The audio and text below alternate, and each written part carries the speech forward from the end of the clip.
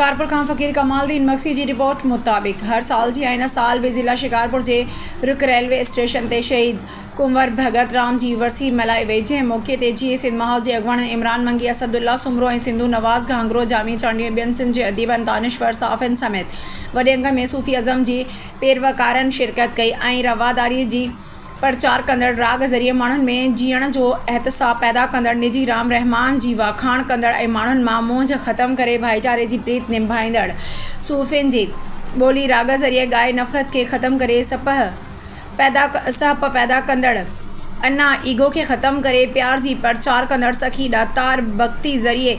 जेके पैसा ॾोकड़ मिलंदा हुअसि उहे सभु मिसकीननि में विराए छॾींदो हिन हथे ख़ाली रवानो थींदो हो। अॼु इन शहीद कुंवर भगत राम जी 50वीं वरसीअ जे मौक़े ते खेसि सुरुख सलाम पेश करियूं था।